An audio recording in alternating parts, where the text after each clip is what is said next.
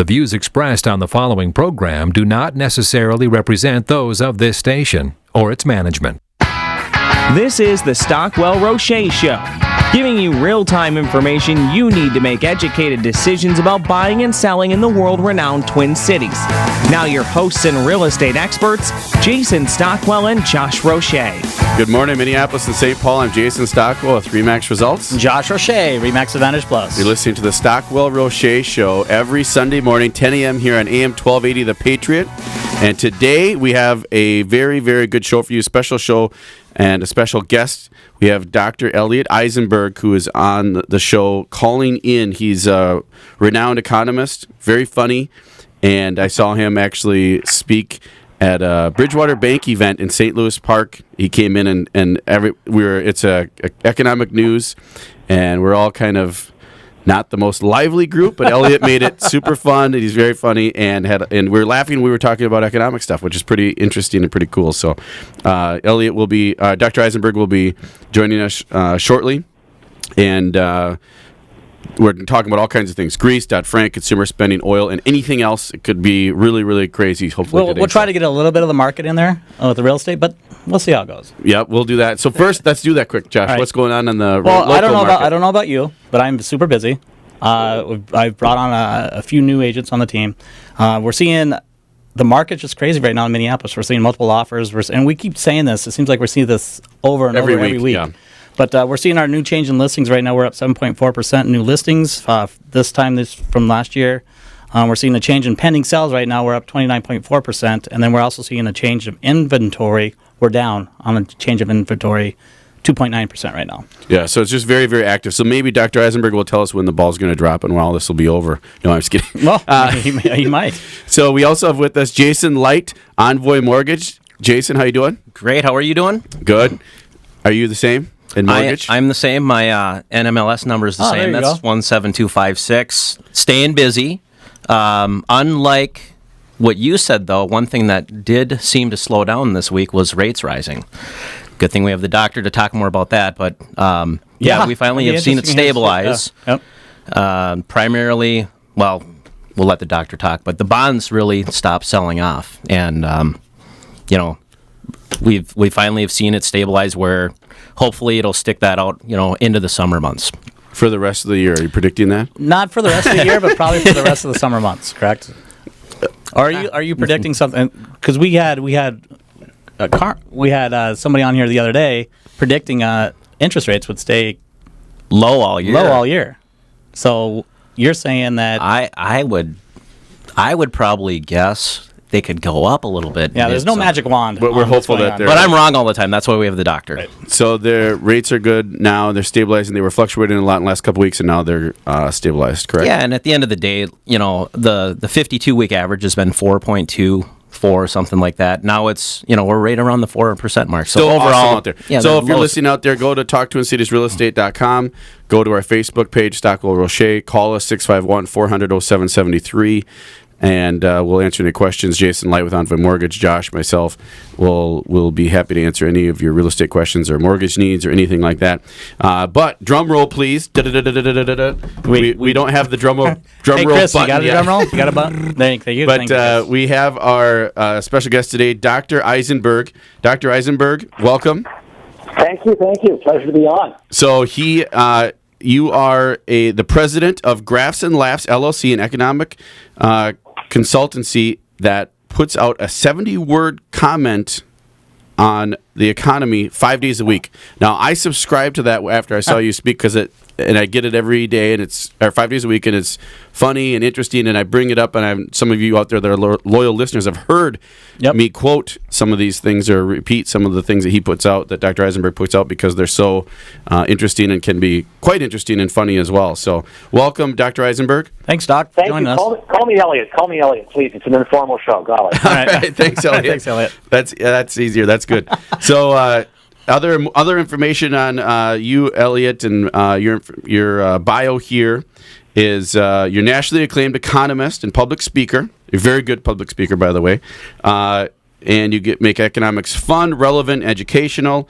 He has a BA in economics with honors from McGill University in Montreal. as well as a master's and PhD in public administration from Syracuse, and senior economist with the National Association of Home Builders in Washington, D.C., and he frequently talks about all kinds of impacts of all kinds of markets and is an expert in many, many, many areas. So we're very honored to have you here. And Elliot, would you share with us kind of a little bit about yourself besides that, and then also what got you into the deal that you're doing? Where do I start? I mean, economics economists have a reputation for being boring and dour and uninteresting and telling you information that's worthless, like the Fed alters rates at 2 p.m. every 6 weeks on a Wednesday. It's true, but useless. I try and make economics entertaining. Economics is fun. Economics is interesting.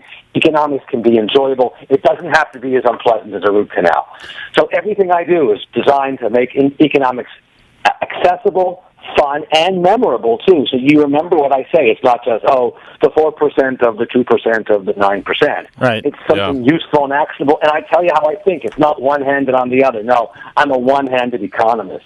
I like it. I was an economics major at Gustavus Adolphus College, and I'm sorry. I apologize. And the classes were not the most fun classes. I'll be honest. They were kind of lame, and they were talking just like you said. You're reading books. You're talking about macro, micro, and numbers, and it wasn't exciting. Yeah. So I switched from poli-sci to history because I couldn't take it either. Oh, my gosh, geez. We have already failed you. We failed all these kids who go to college thinking interesting things about economics, and they run away, and they just snort and coke and take marijuana and meth to escape the pain. I'm sorry. That's probably what's going on a lot more than we want to know down. He's sorry, he says. But so how do you make it more fun? Like, give us what do you do? So you do your 70-word email. Right? No graphs, no charts, no ads, just 70 words or less. A good thought, something that'll make you go, ooh, I didn't know that, or wow, that's interesting, or make you think differently about a topic that you really weren't giving a lot of thought to. So I challenge you. And then if you hear me speak, I'm funny, entertaining. I talk about sex and violence and drugs and my ex-wife, my daughter, ex-girlfriend, because it's all part of economics. Life is economics. It's life, right? Yes. So, who you go out with, your job, your friends, your neighbors, how you respond when someone takes your lawnmower and doesn't give it back. It's all economics. It's incentives, it's cost. It's not just money and interest rates. It's relationships and children and everything to do is all economics. And it can make it interesting. And you just have to think of the right examples to get yourself going. Look at for example, right now, Iran's going to buy the S-300 anti-aircraft missiles. Well, I'm not sure when they're going to get them, but once they get them, even if they don't know how to use them, it will change their behavior and they'll become much more belligerent because they know they have these anti-aircraft missiles that will protect them from the Israelis and the Americans if they choose to attack. So while these missiles aren't technically offensive weapons, they really are offensive weapons if you think about it. Mm-hmm. And economics can give you guidance to all these things like that. Yeah, that's stuff that I wouldn't think that would be more national security for me. But so you're in the epicenter of the world, I guess, in Washington D.C., right? Well, we like to think so here because we're so narcissistic. Yes. So you're a lot going on, politics and all. I mean, that stuff can get so, especially with the millennial population and maybe even people that are outside of the millennials. They see this stuff on the news and they feel like, I feel like personally have no control over it. Let them figure it out. They're just, everybody's going back and forth and doing all kinds of things. What do you see on a regular basis there, being in DC where everybody's go and they're kind of, I don't know what they're trying to do every day, but what are they doing every day, I guess? I think it's critical. What you say is somewhat true, but it's not right. We do have this tendency to say, Capitol Hill's dysfunctional, they're crazy, they're stupid, whatever. You have to get involved. If you call your congressman's office or write them an email or a letter, they will listen to you. If they get 500 or 1,000 letters from the grassroots back home in their congressional district, they will take notice. It doesn't take much. These guys are always sticking their finger in their mouth and then putting it up in the wind and seeing where the wind is blowing. And if you can get a couple of your friends to push a congressman or something, they'll listen to you. Don't give up. Don't despair. Get involved. Do something. So do they get the government we deserve? So is it what everybody, I'm realtors in my office, and I don't know about your office, Josh, but they get political sometimes, but it's kind of the same thing. Oh, you're a right winger and Right. you want low taxes and no benefits, and other people are like, oh, you're a liberal and you want everything for everybody in socialism. I mean, what's really going on in D.C.? There's a lot of problems. There really are a lot of problems. Congress is really dysfunctional. The Democrats have become captives to the extreme left. The Republicans have become captive to the extreme right. And even though the population as a whole is not nearly as split as Congress is, it's Congress that makes the decision. And there's something wrong with this process. Public financing of elections would help. Conceivably, shorter election cycles would help. But everything we do seems to exacerbate problems. And isn't it Congress was such a lovely, happy place 30 or 40 years ago? It's that the rules that we impose on the system have created incentives for people to behave badly. Again, it's economics. Look, if I run a PAC, I'm a senator, and I have a big PAC, and I raise $10 million, suppose, and I don't like you, Jason, because you and I are in the same state, or you're in a neighboring state, and I give your opponent, say in North Dakota, $2 million to beat you off, to fend you off in a general election or a primary or something, and you win, you're not going to like me very much, because I was the guy who almost caused you to lose the election, right? Because my PAC was subsidizing your opponent. These rules create this terrible situation that we find ourselves in. We must really change the rules that govern congressional behavior and electioneering if we hope to have a more sane and happy and cooperative environment. Yeah, I agree. It's economics. It's money. It's decisions. It's behavioral effects. And what's going on with, the President Obama, and is anything getting done? I mean, just from really. an overall deal as far as this, with all the conflict that's going on between the House and Senate. The thing that's closest to crossing the finish line is trade. Obama's been working for a number of years on a trade deal with 9 or 10 Asian countries. Asian countries. He's also working with Europe. But before he can really get to brass tacks and bring a proposal back to the states and hammer out the final deals, because involving various subsidies and duties and all those sorts of things, he needs to get fast track authority or trade promotion authority, TPA. And the Republicans are by and large in favor of this, but not all. And the Democrats are by and large against it, but not all. It seems to have passed the Senate. It may well pass the House. This is critically important. It would speed up GDP growth annually by 0.2 of a point, which is, $50 billion a year. Nothing crazy, $40 billion, but something enough to matter. And we need the growth, given that our economy is lackluster. Yep, I agree. So we're going to talk, Dr. Eisenberg going to be back after break. We'll talk about, or if you could please, and we'll talk about interest rates, Greece, Sure. Dodd-Frank, and all the details nationally. You're listening to the Stockwell Roueche Show. I'm Jason Stockwell. Josh Roueche, Remax Advantage Plus. We'll be back.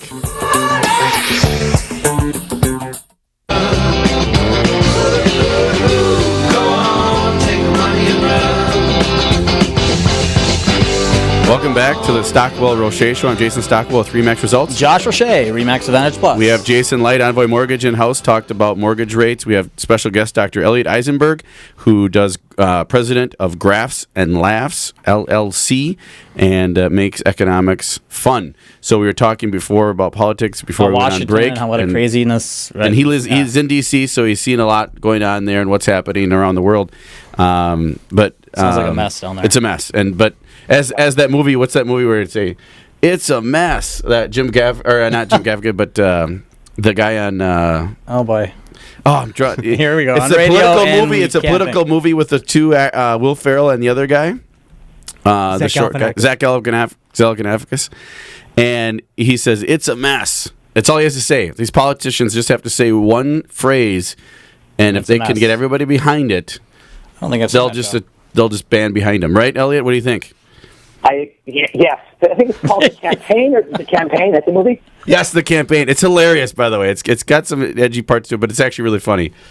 See, I haven't seen the movie. So He just sits up there and says, Washington's a mess. That's all he says I'm over in and over awe again. watching you trying to figure out And what it everybody just bands behind him, and they all don't know what's going on, but it's a mess, so it's bad. So we've got to run against DC all the time. yeah.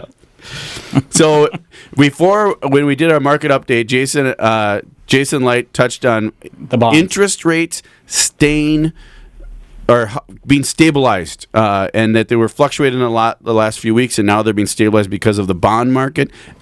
Elliot, what are you seeing on that, or what is your take on that whole scenario? In the very short run, I think Greece is going to drive interest rates, and the fear of Greece leaving the euro, being thrown out, declaring bankruptcy is causing investors to run to safety, and safety is the safety of treasuries. So that will increase demand, raise prices, lower interest rates, which makes us happy. But Greece is going to muddle through. They're going to make a deal, so I don't think this is a real story. Don't keep kicking the can down the road and ignoring the reality, because that's what everyone does. No one wants to solve problems. I mean, I didn't in my marriage either, so nothing new here. But on a more serious note, domestically, as long as the rest of the planet doesn't tank out, which is possible, China's slowing, Japan's doing poorly, Russia, China, Europe, they're all slow growth, they're all slowing, Australia, Canada, Mexico. If they get much worse, the Fed will delay any interest rate rise. But barring any unforeseen downturn globally, the Fed's going to raise rates somewhere in Q3 or Q4. There's no end or buts about it. They raise the Fed funds rate by 25 basis points, and then slowly over the next 3 or 4 years, gingerly continue to raise rates as fast as the economy permits. But it isn't going to be quick. And the Fed's going to try and telegraph these moves as best they can, because the last thing they want is for the economy to get nervous, or for bond buyers to get nervous and to jump rates around by 60 or 70 basis points, 2/3 or 3/4 of a percentage point, and kill the housing market and kill automobile sales and so on. So they don't want to do that, but they're going to raise rates because they're getting low. Unemployment's starting to get low. You have to do something, and it takes, once you raise rates, it can still take 8, 9, 10, 11, 12 months before the impact of that rate rise is fully felt. So that brings up a question I had for you, Elliot, is when you were speaking at the St. Louis Park for the bank, for Bridgewater Bank, you talked about other industries, and you're kind of making fun of us in the housing industry, saying that we picked the slowest growth industry. Every other industry out there is taking off and recovered fully, or maybe more than fully, but yet we're still lagging. Is that still the case? That was about 6 months ago, I believe, that I saw you. What's happening? Is that still the case for the housing people in the housing market? It is still the case, but it's less bad. Let's put it that way. The data that's come out in the last 4 or 5 months for housing has generally been pretty good. Pending sales are up, existing sales are up, new starts are up, new sales are up. Nothing is spectacular. Existing sales will be up nationally by 5 or 6%. House prices will probably be up year over year, starting another 5 or 6%. New home sales will bump up maybe 10% or something. So it's all good news. Nothing great, but it's certainly decent. So you're less stupid now than you were 6 months ago. Let's put it that way. And then, as comparatively, the auto industry, that's apparently back in full swing, right? I mean, that recovered. And more than that, absolutely. Automobile sales are selling at 17 million units. It's terrifically high. And the reason it recovered so quickly is credit availability. And the reason it's staying so high and it's done so well, another reason, is because of subprime mortgages. Subprime loans are around. So you can buy a 12-year auto loan. I mean, I'm joking, but you get the point. Right. Your car is worthless and gone before the note's paid off. But there's lots of subprime there. And this may be a bit of a bubble, and we can talk about that later. But for housing, because of Dodd-Frank, there's no subprime out there at all. Nothing. And that's holding back existing home buyers quite a lot. So Dodd-Frank, let's talk about that, because I know Jason Light here with Envoy Mortgage talked about it, said he's not the biggest fan of it, but obviously he's in the industry, has to follow it. There's a bunch of new stuff. This Dodd-Frank thing seems to never end. It started out and it caused problems. Then a new thing comes out and it says, now this is a problem. Now August something's coming. I mean, is this what's going on, and what is Revision.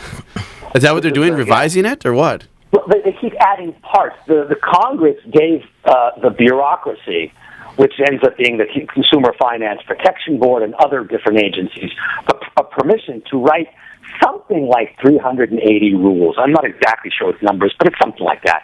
And they haven't written them all yet, so there's more coming down. The next one coming in August, I think, for you guys is something called TRID, which is a combination of TILA and RESPA, if I'm not mistaken. I'm not an expert in your area, though. But the point is, these rules keep coming down, requiring banks and realtors and mortgage lenders and everybody to behave differently, and disclosures and asset backing and how much capital you've got and all these crazy things. And all of this reduces credit availability and raises its costs.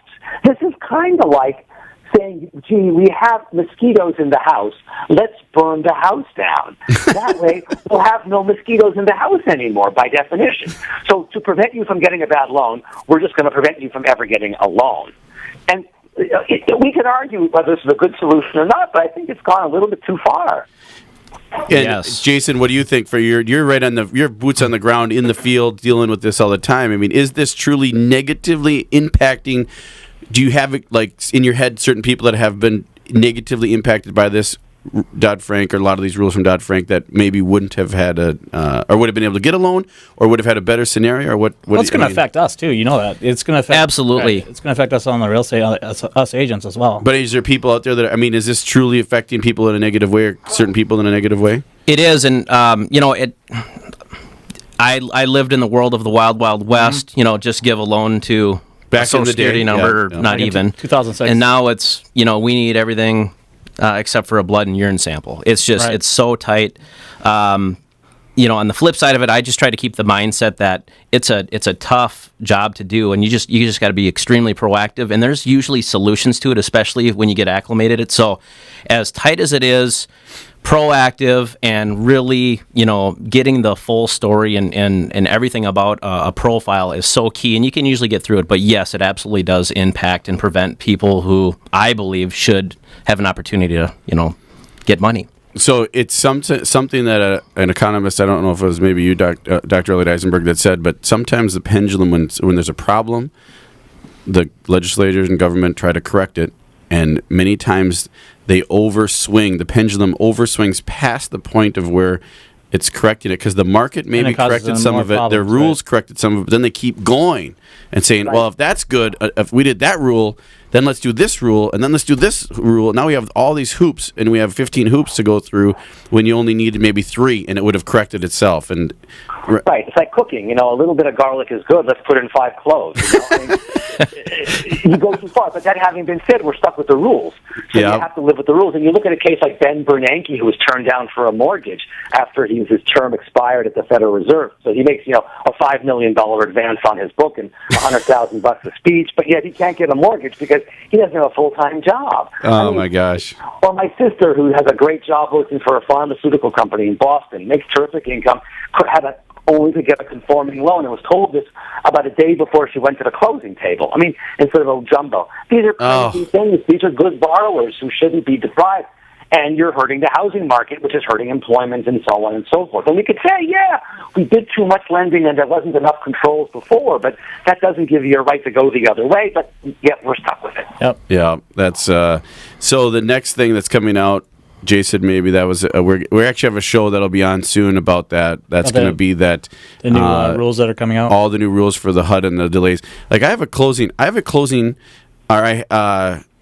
closing on Thursday, and we didn't have the HUD until an hour before closing. And that's going to That ain't going to happen anymore with this new rule at all. 3 days. 2 or 3 days, I think. Right? Yep, 3 days. And that's common. Well, that's I why would it say should be. 80-90% of the It's closings not the loan are officer's not. fault. It's not the title rep's fault. It's the underwriter trying. They're making sure that everything is. It's Dodd-Frank's fault. It's Dodd-Frank's fault. Yes, there we go.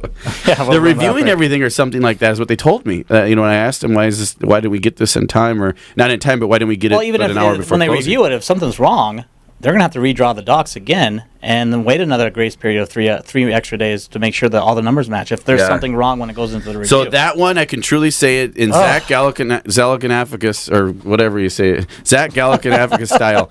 It's a mess. This is going to be a mess come August 1st. So if you're listening out there, loyal listener, you have someone who wants to buy or sell, let's get it done before August 1st, and we'll have a smooth closing. Maybe we might not have as smooth of a closing after August 1st. And the locks are going to cost more money because you're going to need money for a longer period of time before the loan closes. Yep. This is going to raise rates. Yep.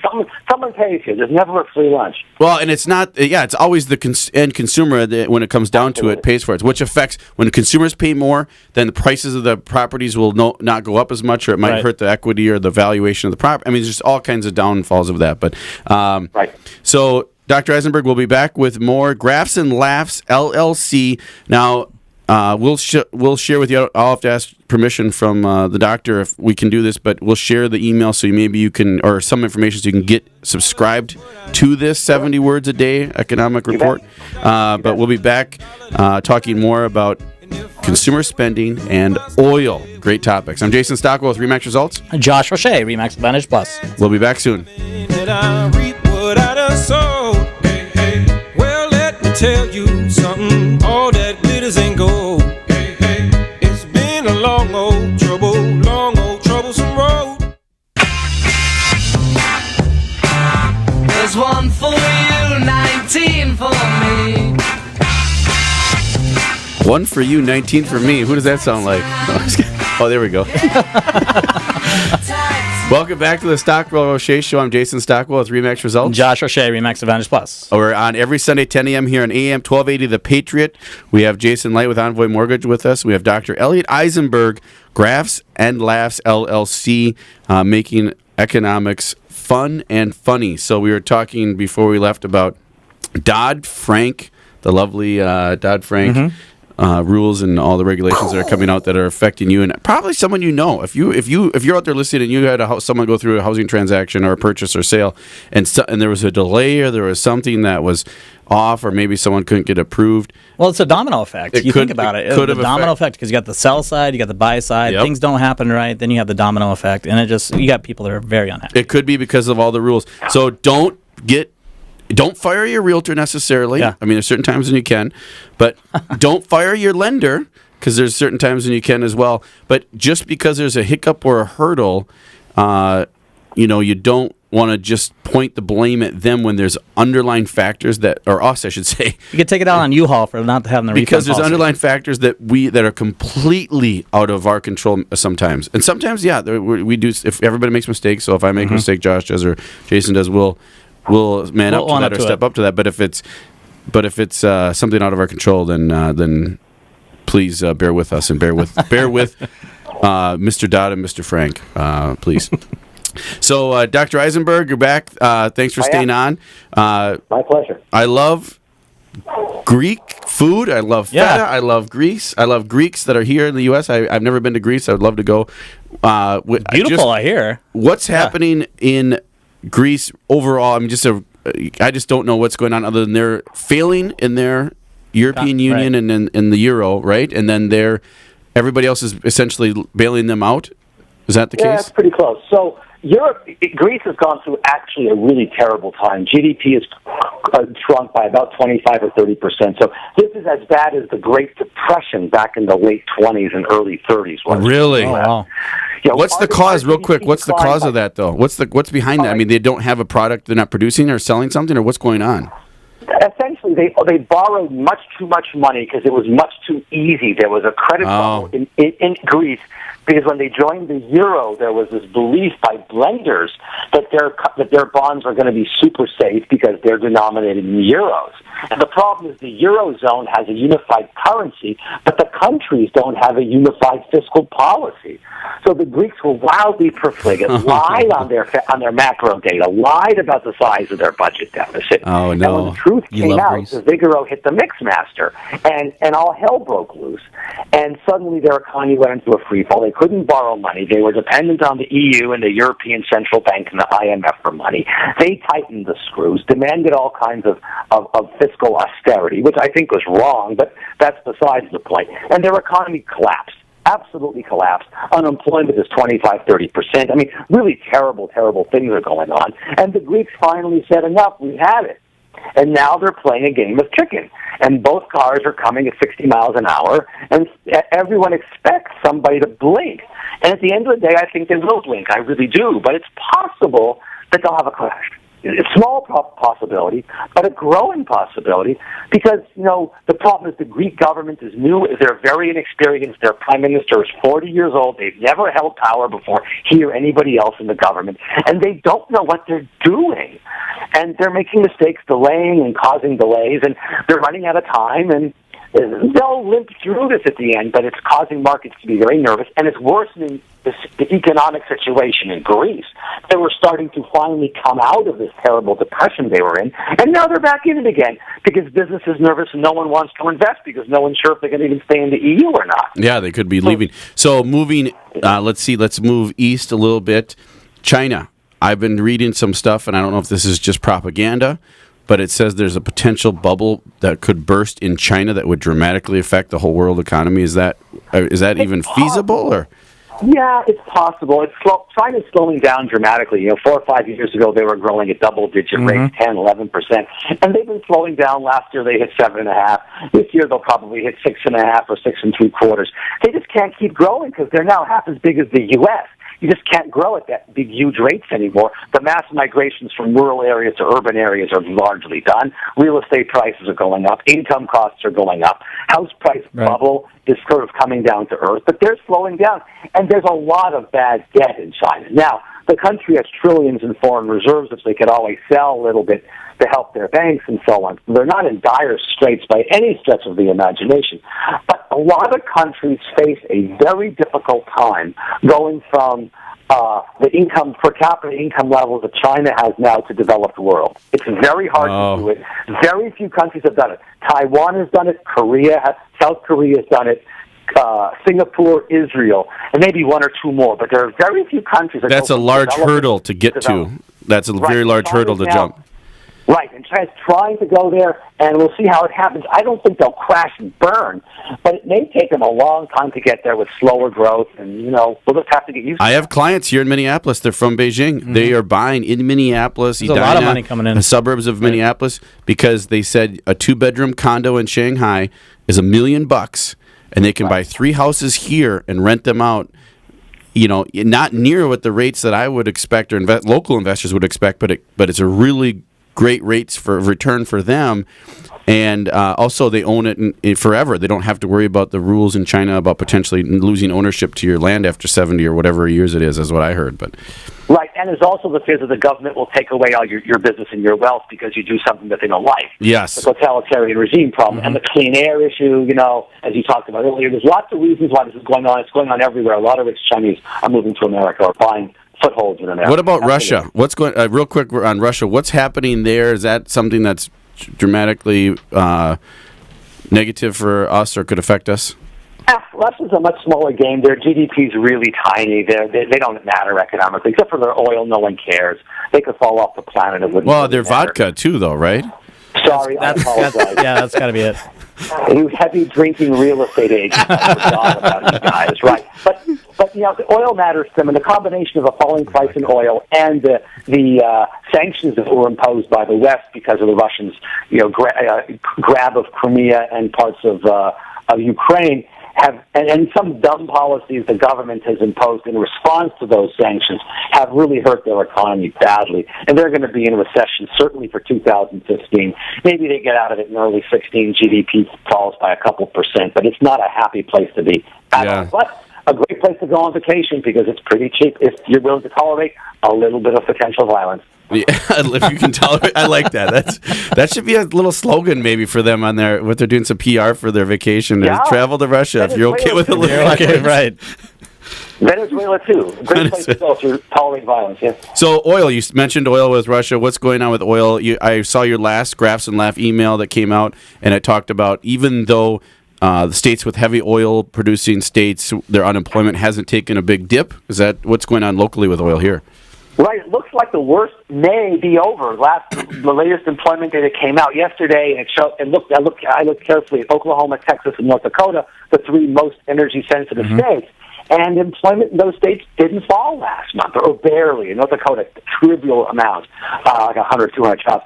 So it looks like the oil decline has worked its way through the system. Rig counts are down. Exploration and production has fallen a little bit, and so on and so forth. Firms are reducing all kinds of their budgets, but it looks like it's done.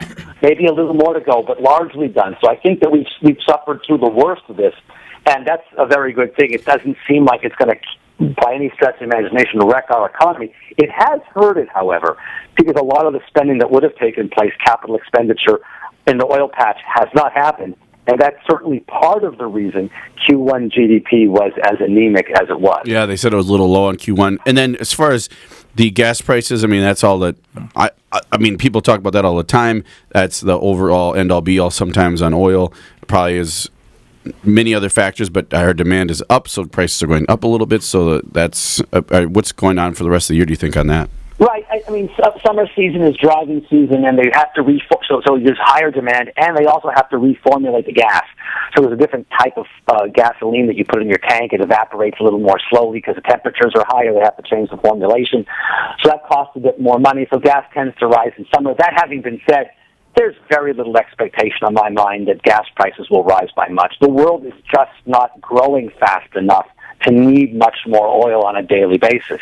And if the Bakken Shale and the Permian, Eagle Ford, and Texas don't slow down by much, America's not going to reduce production by all that much. So the excess supply will still be there, keeping the lid on prices. This rally in oil prices, I think, is largely done. So that's good news for us if we're thinking about gas prices. Yeah. And it's so if we're thinking about gas prices throughout the year, it should be pretty good. And that probably helps, obviously, the auto dealers. I mean, they've been just probably really reaping the benefits of the low gas prices, I would imagine. But they have, and it's manifested itself in the sale of larger vehicles. So actually, four-door sedans are now less than 50% of all automobile sales, and they have now a majority, over half. They're over half the large SUVs. Wow. Huh. Yeah. Well, we'll be back. Bigger vehicles. We'll be back with more with Dr. Eisenberg, Jason Light. I'm Jason Stockwell with Remax Results. Josh Roueche, Remax Advantage Plus. Thanks for listening. Talk soon.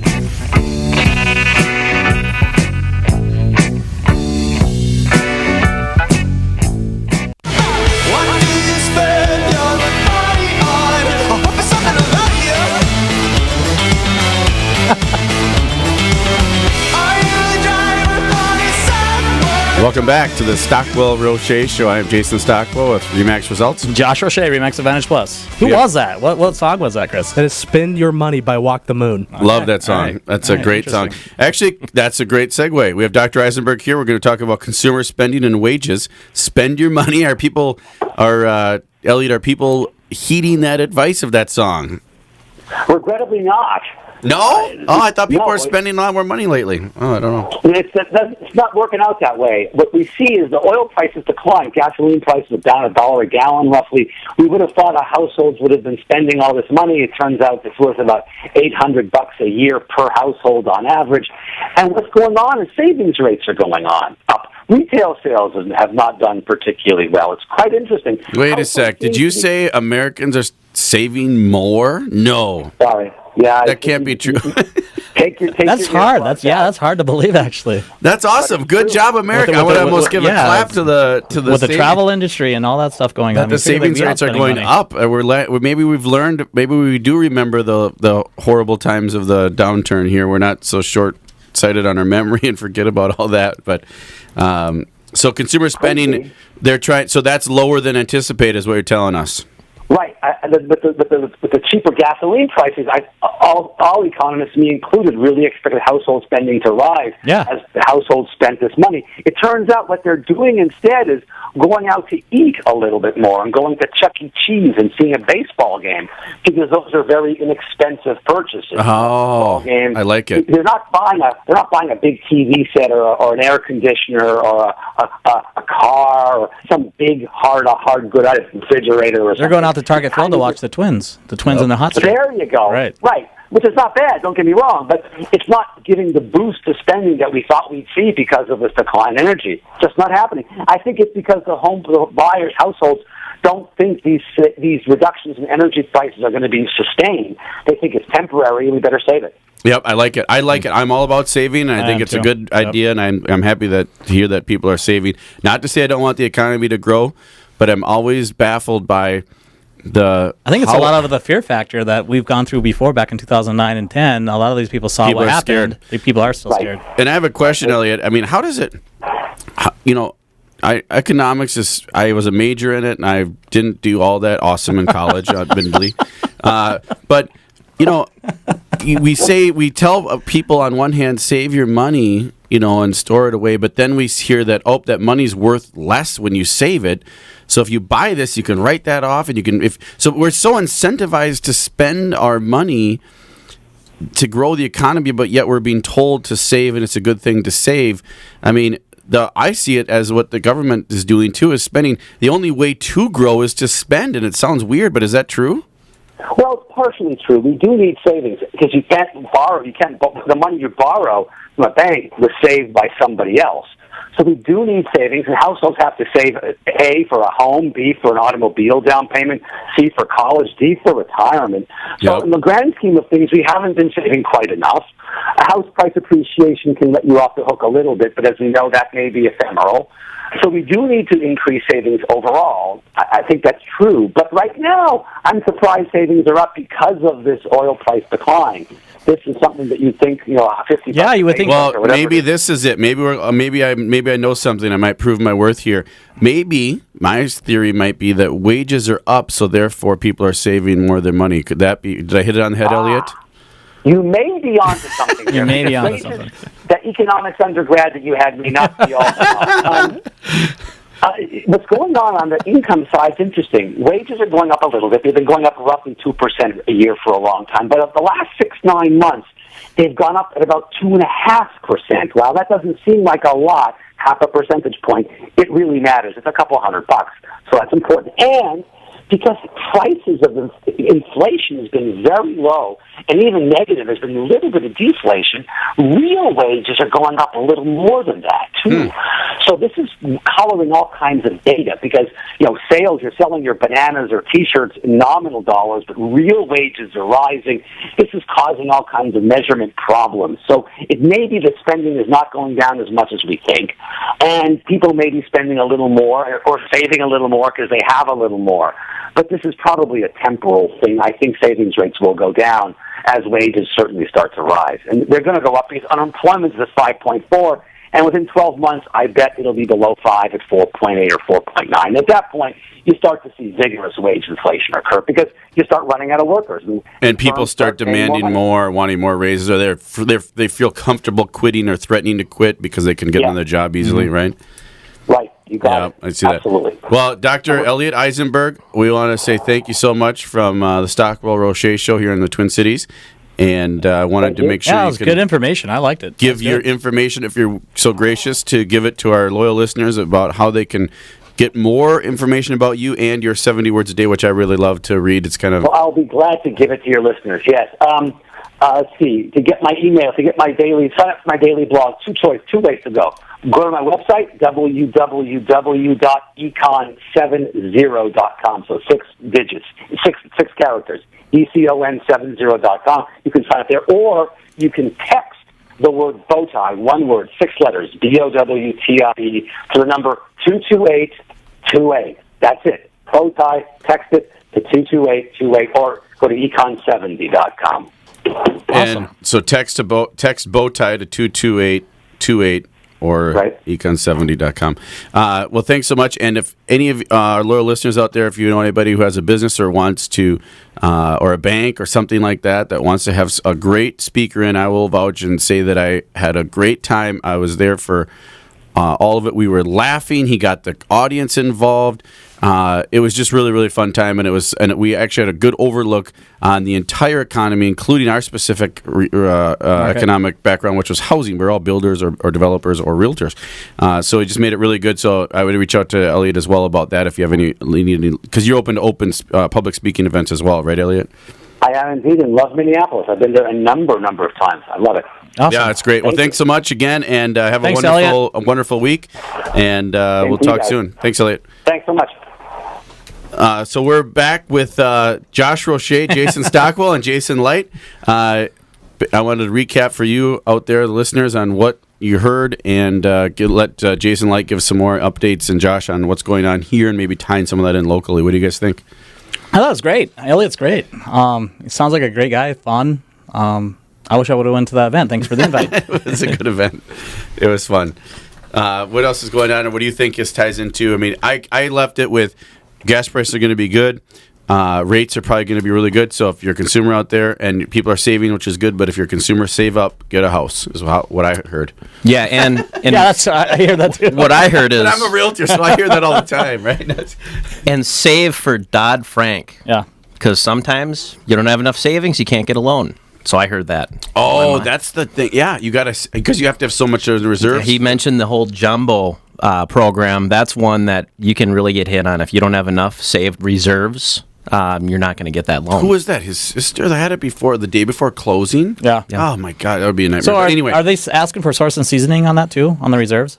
On some products, yes. Yep. So Interesting. we got to wrap up the show, but thanks again for listening.